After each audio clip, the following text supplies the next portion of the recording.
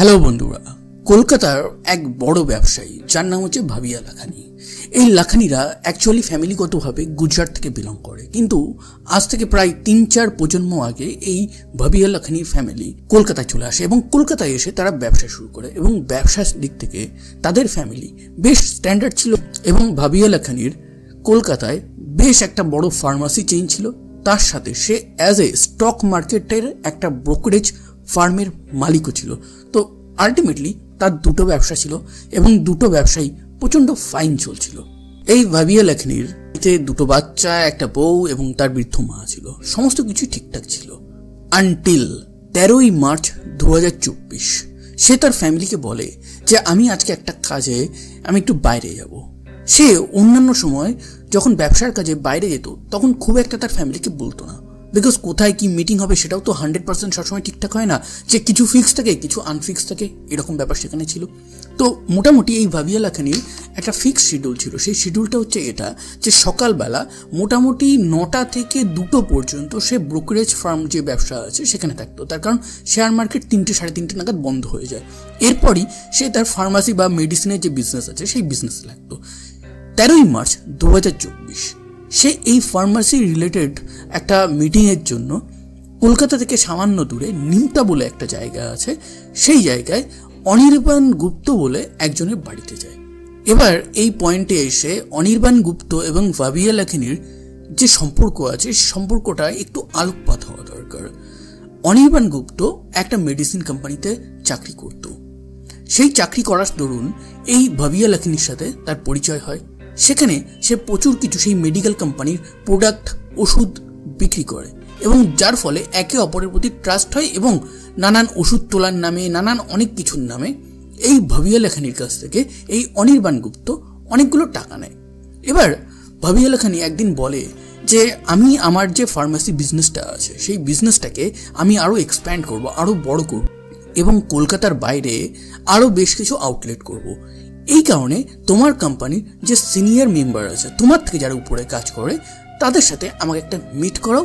আমি তাদের সাথে একটু মিট করে এই ব্যাপারে ডিসকাস করবো যে এর কতটা অপরচুনিটি আছে কি আছে নি, এরকম ব্যাপার।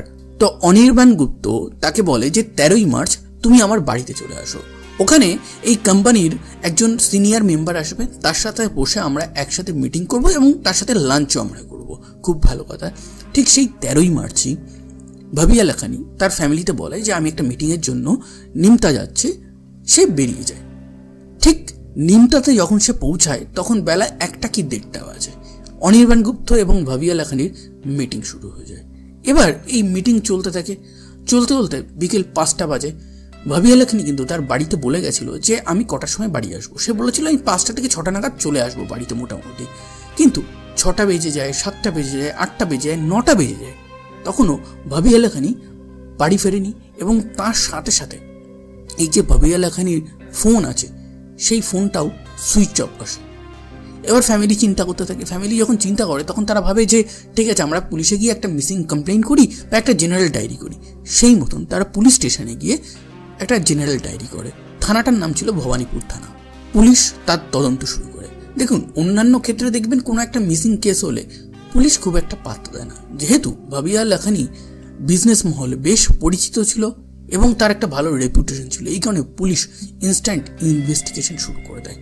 এবার যেই না ইনভেস্টিগেশন শুরু করে তারা তার প্রথম ফোন কল লিস্টটা চেক করে। ফোন কল লিস্টে দেখতে পায় যে সে অনেকবার অনির্বাণ গুপ্তর সাথে কথা বলেছে এবং তার যে লাস্ট লোকেশন ছিল, মানে ফোনের লোকেশন ছিল, সেই লোকেশন হিসেবে সে নিমতা গেছিল এবং সেটা সে তার ফ্যামিলিকেও বলেছিল।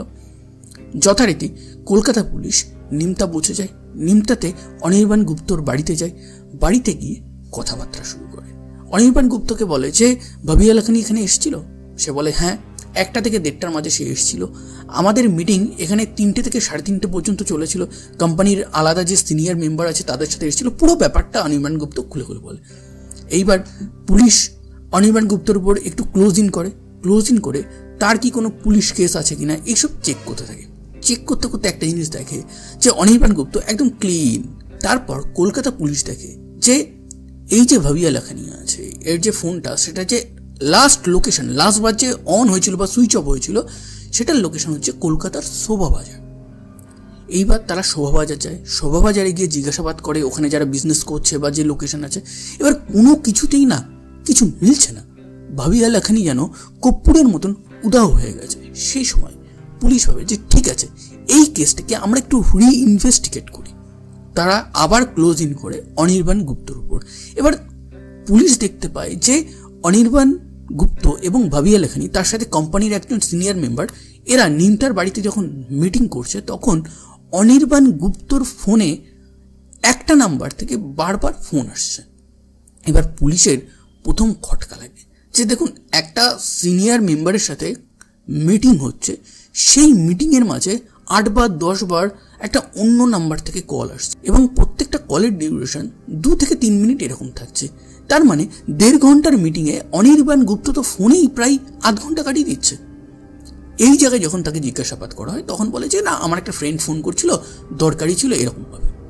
এবার কে ফোন করছিল? যখন কে অনির্বাণ গুপ্তকে ফোন করছিল তখন একটা নাম বেরিয়ে আসে, যার নাম হচ্ছে সুমন দাস। এবার পুলিশ চেক করে যে সুমন দাস কোথা থেকে ফোন করছিল।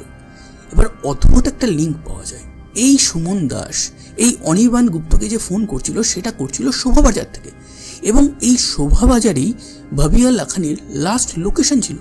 পুলিশের একটু সন্দেহ হয়। এবার দুজনকে বারবার জিজ্ঞাসাবাদ করা হয়, বারবার আলাদা ডেকে ডেকে জিজ্ঞাসাবাদ করা হয়, কিন্তু পুলিশ কোনোভাবেই কোনো কিছু ক্র্যাক করতে পারছিল না। এইবার পুলিশ একটা জিনিস প্ল্যান করে যে ঠিক আছে, এরা দুজন যদি ক্রাইম নাও করে থাকে, যেহেতু এদের কোনো পুলিশ রেকর্ড নেই, এরা মোটামুটি ক্লিন, এদেরকে না সামনে বসিয়ে একটু কোশ্চেনিং করা যাক। এবার পুলিশ সুমন দাস আর অনির্বাণ গুপ্তকে সামনাসামনি বসিয়ে প্রচুর জিজ্ঞাসাবাদ শুরু করে। একে একটা কোশ্চেন করছে, ওকে একটা কোশ্চেন করছে, কন্টিনিউয়াস র্যাপিড ফায়ারের মতন কোশ্চেন করছে। এবার দেখুন, দুজনকে যখন আলাদা আলাদা বসিয়ে কোশ্চেন করা হচ্ছে তখন তারা ভেবে চিন্তে অ্যান্সার দিচ্ছে, কিন্তু এখানে যেহেতু র্যাপিড ফায়ারের মতন ফটাফট কোশ্চেন করা হচ্ছে, এ একটা কোশ্চেন ঠিক দিচ্ছে তো এ একটা কোশ্চেনের উত্তর ভুল দিচ্ছে, সেম কোশ্চেনের উত্তর ডিফারেন্ট অ্যান্সার আসছে। সেইখানে পুলিশ তাদেরকে আরও কড়াভাবে জিজ্ঞাসা করে, কড়াভাবে মানে বুঝতেই পারছেন। সেই মুহূর্তে সুমন দাস প্রথমবারের জন্য ভেঙে পড়ে এবং ভেঙে পড়ে যে স্বীকার করে যে হ্যাঁ, আমরাই ভাবিয়া লাখানিকে মেরেছি। পুরো ঘটনাটা কি? ঘটনাটা এটা, এই যে ভাবিয়া লাখানি ছিল, এর যে ফার্মাসির বিজনেস ছিল, সেই ফার্মাসিতে প্রচুর ওষুধ আনার জন্য, অনেক মেডিকেল ইকুইপমেন্ট আনার জন্য এই অনির্বাণ গুপ্ত একটা কোম্পানির হয়ে টাকা তুলত। কিন্তু ভাবিয়া লাখানি একটা জিনিস জানতো না যে এই অনির্বাণ গুপ্ত যে কোম্পানিতে কাজ করতো সেই কোম্পানি থেকে তাকে অনেক দিন আগেই তাড়িয়ে দেওয়া হয়েছে। তাড়িয়ে দেওয়া এই কারণেই হয়েছে, এই অনির্বাণ গুপ্ত সেই কোম্পানিতে মানি রিলেটেড কিছু ফ্রড করেছিল, কিন্তু সেটা ভাবিয়া লাখানি জানতো না। সে ভাবতো সে ওই কোম্পানিতে এখনও কাজ করছে। এই কারণে কন্টিনিউয়াসলি বিজনেস এক্সপ্যান্ড করার জন্য, ওষুধ কেনার জন্য, মেডিকেল ইকুইপমেন্ট কেনার জন্য ভাবিয়া লাখানি প্রায় 50 লাখ টাকা এই অনির্বাণ গুপ্তকে দিয়েছিল। এবার হঠাৎ করেই ভাবিয়া লাখানিরও একটা সন্দেহ হয়। আলটিমেটলি সেও তো বিজনেসম্যান না। তা সন্দেহ হওয়ার পর সে বলে যে আমি তোমাকে যে অর্ডারগুলো করেছিলাম সেই অর্ডারের সাপ্লাইটা কবে হবে? আমি তো তোমাকে অ্যাডভান্স পেমেন্ট করে দিয়েছি, আর আমি না আমার যে বিজনেসটা আছে এই বিজনেসটাকে এক্সপ্যান্ড করব, এই কারণে তোমার কোম্পানির একজন সিনিয়র মেম্বারকে আমার সাথে কথা বলিয়ে দাও, আমি তার সাথে কথা বলবো। সেই মুহূর্তে অনির্বাণ গুপ্ত ভাবে যে এইবার আমি কোথায় পালাবো? 50 লাখ টাকা, এবার তো আমার উপর কেস হবে, আমি তো 50 লাখ টাকা ফেরত দিতে পারবো না। তাহলে কি করা যেতে পারে? তখন সে প্ল্যান করে যে ভাবিয়া লাখানি যে আছে তাকে এই পৃথিবী থেকে সরিয়ে দিলেই সমস্ত প্রবলেম সলভ হয়ে যাবে, এবং সেই অনুযায়ী তাকে নিমতাতে ডাকে, এবং নিমতাতে ডাকে এই লোভ দেখিয়ে যে আমি আমার কোম্পানির সিনিয়র মেম্বারদের সাথে তোমাকে কথা বলাবো। সে যখন নিমতার বাড়িতে যায় তাকে প্রথমে ছাদে নিয়ে যায়।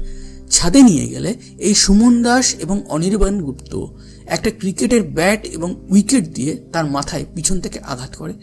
সেখানেই তার মৃত্যু হয়, এবং মৃত্যু হওয়ার পর তার যে বডিটা ছিল সেই বডিটাকে এই অনির্বাণ গুপ্তর বাড়ির উপরে যে জলের ট্যাঙ্কি ছিল তার পাশে একটা ছোট্ট বাংকার টাইপের বানানো হয়।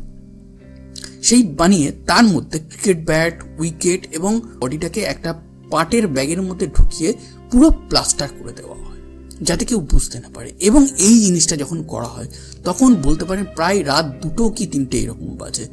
এই জিনিসটা সামহাউ এই অনির্বাণ গুপ্তর কিছু প্রতিবেশীও লক্ষ্য করেছিল, যেটা পরে পুলিশ জানতে পারে। এবার আপনি একটা জিনিস খুব ভালো করে বলতে পারেন বা মনে কোশ্চেনও আসতে পারে যে সুমন দাস যে শোভাবাজারে ছিল তার এখানে কি করে কানেকশন আছে। সে নয় স্বীকার করে নিয়েছে, কিন্তু কিছু ব্যাপার তো এখনো কমপ্লিকেটেড আছে। ভাবিয়া লাখানির যে লাস্ট লোকেশন সেটা নিমতা হওয়ার কথা ছিল, কিন্তু সেটা শোভাবাজার হলো কি করে, আর ঠিক সেই সময় এই সুমন দাস শোভাবাজার গেল কি করে। অ্যাকচুয়ালি এই সুমন দাস আর অনির্বাণ গুপ্ত ভাবিয়া লাখানিকে মারার পর তারা দুজনে প্ল্যান করে যে লাস্ট লোকেশন আছে এটাকে মুছে ফেলতে হবে। এই কারণে তারা একটা প্ল্যান করে যে এই সুমন দাস ভাবিয়া লাখানির ফোনটা নিয়ে শোভাবাজার যাবে, শোভাবাজার গিয়ে সেখানে কোথাও একটা ফেলে দেবে, যার ফলে লাস্ট লোকেশনটা আর নিমতে থাকবে না। তাহলে পুলিশ যখন প্রাথমিকভাবে ইনভেস্টিগেশন করবে তখন তারা দেখবে যে ভাবিয়া লাখানি তো নিমতা থেকে বেরিয়ে গেছিল, তাহলে এরা তো অভিযুক্ত না, তাদের উপর সন্দেহ করবে না। এবং সেই সময় অনির্বাণ গুপ্ত কি করবে না করবে এটা ডিসাইড না করতে পেরে ওই শোভাবাজার থেকেই নিজের নাম্বার থেকে সুমন দাস একাধিকবার অনির্বাণকে ফোন করে দেয়, এবং সেটাই এই কেসটাকে সলভ করে দিতে সব থেকে বেশি সুবিধা করে। যখন পরে পুরো কেসটা সলভ হয়ে যায় তখন পশ্চিমবঙ্গের মাননীয় মুখ্যমন্ত্রী মমতা ব্যানার্জি পর্যন্ত এই ভাবিয়া লাখানির বাড়িতে যায় দুঃখ প্রকাশ করার জন্য। অনির্বাণ গুপ্ত, সুমন দাস এরা তো অ্যারেস্ট হয়ে যায়, কিন্তু এরপর পুলিশ আরও কয়েকটা লিঙ্ক খুঁজে বার করে। অনির্বাণ গুপ্ত যে 50 লাখ টাকা ভাবিয়া লাখানির কাছ থেকে নিয়েছিল সেই টাকার একটা বড় অ্যামাউন্ট, প্রায় 20 লাখ মতন, একটা মহিলার অ্যাকাউন্টে পাঠায়। এবার সেই মহিলা জানতো কি জানতো না, সে কি এই খুনে জড়িত আছে কি নেই সেটা কিন্তু আপাতত জানা নেই। এবং ওই যে ছাদের উপর জলের ট্যাঙ্কির পাশে যে প্লাস্টার, এই জিনিসটা সুমন দাস এবং অনির্বাণ গুপ্ত কিন্তু করেনি। এই জিনিসটা করেছে হচ্ছে দুজন রাজমিস্ত্রি, এবং সেই দুজন রাজমিস্ত্রিকে এদেরকে অ্যারেস্ট করার একদিন পরেই অ্যারেস্ট করা হয়। তারা তো জানতোই, নাহলে ওই বস্তার মধ্যে রক্ত দেখে তো সবাই বুঝতে পারে। সো 50 লাখ টাকা জালিয়াতি লোকাতে অনির্বাণ গুপ্ত এবং সুমন দাস, তার সাথে দুজন রাজমিস্ত্রি, তারা সবাই জেলে আছে। সো ভিডিওটা যদি ভালো লাগে লাইক, শেয়ার অ্যান্ড কমেন্ট করবেন। ধন্যবাদ।